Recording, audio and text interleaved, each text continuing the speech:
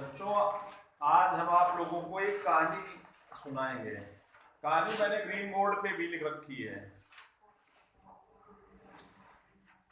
कहानी क्या है?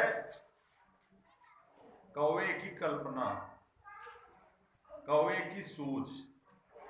समझ रहे हो? एक कौवा था, वो बहुत प्यासा था,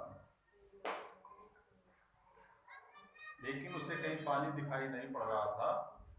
तो एक जगह वो जाता है और पेड़ के नीचे एक घड़ा मिलता है। घड़े में थोड़ा सा पानी होता है और उस पानी तक कौवे को पहुंचने के लिए कुछ प्रयत्न करना पड़ेगा। क्या करना पड़ेगा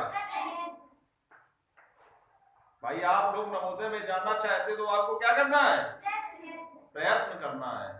कौवे की तरीके से आपको उस पानी को ऊपर लाना है। वो जो सीट एक आप अपने लिए लाना चाहते हैं, बुक करना चाहते हैं नवोदय की, उसके लिए आपको क्या करनी है? मेहनत। वो भी सूझबूझ से। किस तरीके से? जिस तरीके से अर्जुन ने, धनुर्धारी अर्जुन ने केवल मछली की आंख देखी, पूरी मछली नहीं देखी, तभी वो आंख पे निशाना लगा पाए। आपको भी उसी तरीके से मेहनत करनी है। कौवे की कहानी हमको सीख देती है कि हमें अपने लक्ष्य को पाने के लिए, जब तक हमें अपना लक्ष्य न प्राप्त हो जाए तब तक हमें सतत प्रयास करते रहना। क्या करना है? सतत प्रयास करना है। लगातार आपको मेहनत करनी है। मेहनत एक गति से करनी चाहिए। यदि आप आज दौड़े, आज आपने 4 लेसन कर लिए, कल आपने 1 किया, परसों आपने 1 भी नहीं किया, फिर आपने 5 कर लिए, इस तरीके की जो मेहनत करते हैं वो सफल नहीं हो पाते हैं। आपको कंटिन्यूटी या लगातार 1 घंटे पढ़ना है तो फिर पढ़ना है। सभी काम छोड़ के आपको पढ़ना ही पड़ेगा। आप सफल हो जाएंगे। छोटा सा मंत्र है कि आपको, यदि कोई भी व्यक्ति लगातार 2, 3, 4 घंटे ही पढ़ सकता है। जो लोग ये कहते हैं कि हम 12 घंटे पढ़ते हैं, 18 घंटे पढ़ते हैं, वो 1-2 महीने, 15 दिन तो पढ़ सकते हैं, लेकिन लगातार कभी 365 दिन वो नहीं पढ़ सकते हैं। पढ़ सकते हैं? कभी किसी को बुखार आ जाएगा। वो लोग अतिशयोक्ति की बात करते हैं कि मैं 12 घंटे लगातार पढ़ता था। अरे पढ़ लिया होगा किसी एक दिन, 10 दिन पढ़ लिया होगा, 15 दिन पढ़ लिया होगा, लेकिन लगातार आप नहीं पढ़ सकते हो। लेकिन यदि आप 3 घंटे 4 घंटे अपने पूरे 24 घंटे में से पढ़ने के लिए निकाल सकते हो तो लगातार पढ़ सकते हो। आप 365 दिन 4 घंटे पढ़ सकते हो रोज। किसी समय आप 6 से 10 शाम को पढ़ लिया आपने 4 घंटे, 2 घंटे सुबह पढ़ लिया, 2 घंटे शाम को पढ़ लिया। क्यों कोमल, गलत कह रहा हूं मैं? वो 12 घंटे पढ़ सकती हो तुम।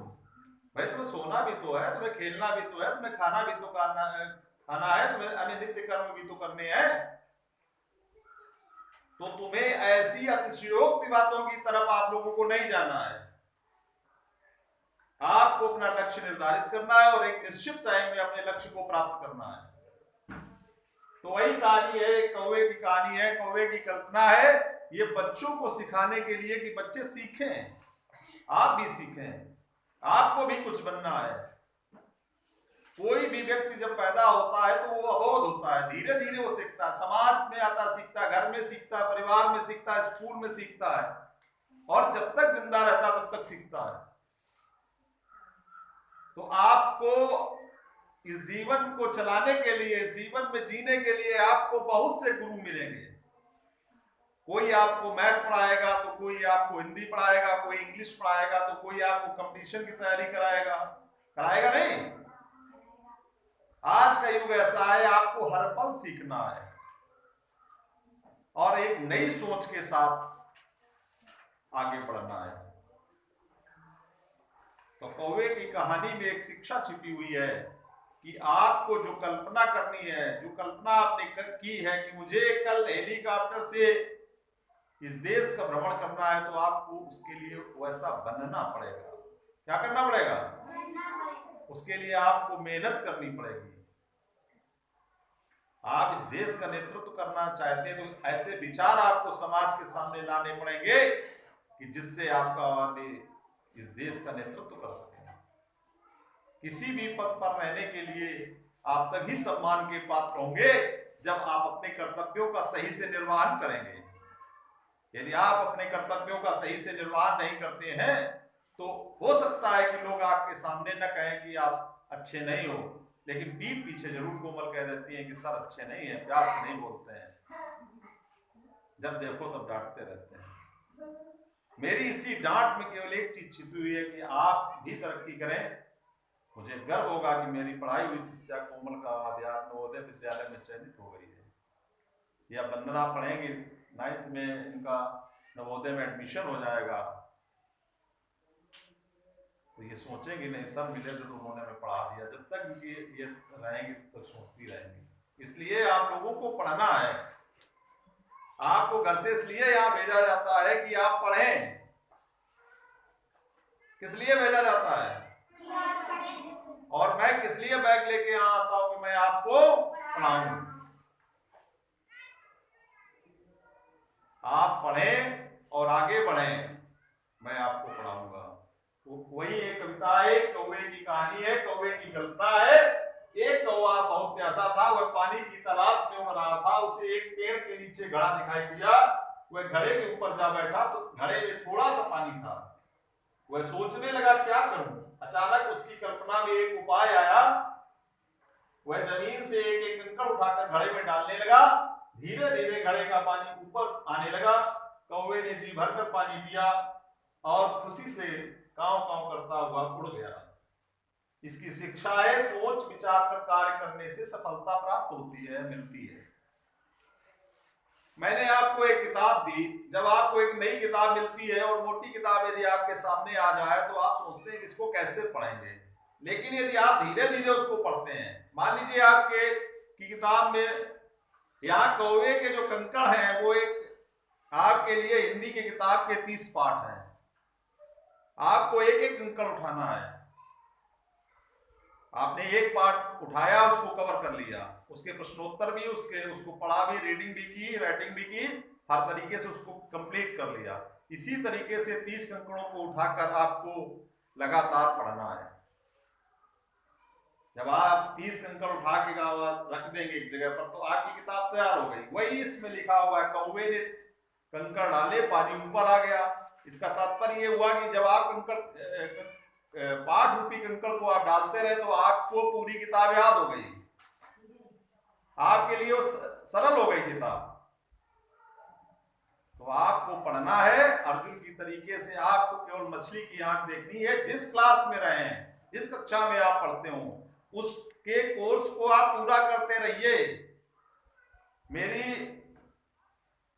मेरा यह सोचना है कि आपको कोई भी किसी भी कंपटीशन में का पीछे नहीं कर सकता है। इस तरीके से कोर्स बनाया गया है। भाई कंपटीशन में क्या आता है? हिंदी आती है। यदि आप हिंदी की ग्रामर को, हिंदी भाषा को सही से अपने बेसिक में से ही पढ़ते चले उसको, तो आपको कंपटीशन में उसकी तैयारी नहीं करनी, केवल आपको रिवीजन करना है। यदि आप इंग्लिश मीडियम में लेते हैं तो आपको इंग्लिश की तैयारी करनी है। वही अर्थमेटिक कक्षा 1, 2, 3, 4, 5 में पढ़ाई जाती है, वही कंपटीशन में आती है। कुछ हट के आती है तो उसको आप देख सकते हैं। वही रीजनिंग नवोदय में आ रही है तो वही कंपटीशन में आएगी। तो आप लोगों को अपनी कक्षा के कोर्स को सही तरीके से कंप्लीट करना है। यही इस कौवे की कल्पना की कहानी का महत्व है। हम समझते हैं कि आप लोग मेरी बात को सही से सुनेंगे, समझेंगे। वंदना आएगी, बताएंगी आगे इस कौवे का महत्व बच्चों को। स्टूडेंट आइए, कहानी पर कुछ बताइए आके। हमने आपको बताया।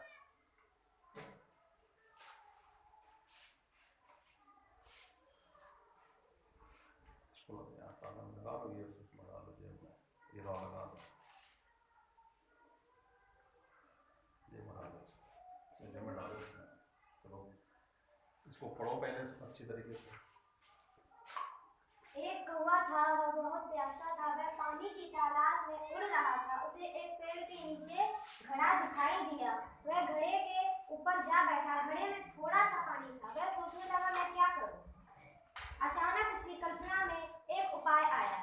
वह जमीन से एक एक कंकड़ उठाकर घड़े में डालने लगा। धीरे धीरे घड़े का पानी ऊपर आने लगा।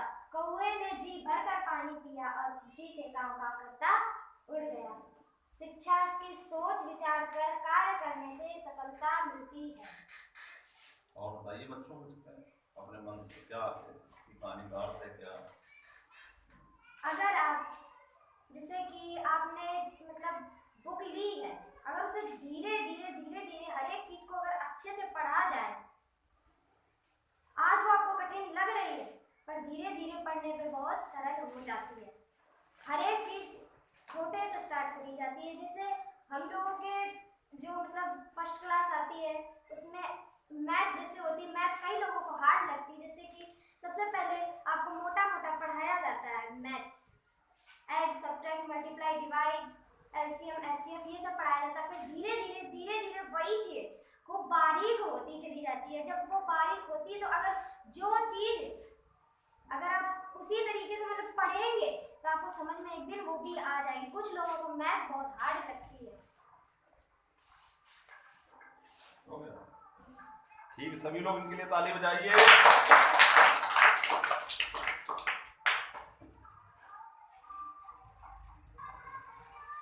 तो आप लोगों को कहानी का मर्म समझ में आया? इसका मर्म का मतलब इसका भाव समझ में आया? आप लोग इसको अपने जीवन में उतारेंगे, आगे पढ़ेंगे? पढ़िए और आगे पढ़िए, यही इस कहानी का मर्म है। ठीक है, आपको कंकड़ रूपी पाठ जो हमने बताया, एक एक पाठ को पढ़िए, चाहे इंग्लिश का हो, हिंदी का हो, गणित का है तो एक एक पाठ का एक एक लेसन का अभ्यास करिए। करेंगे सब लोग? Yes sir.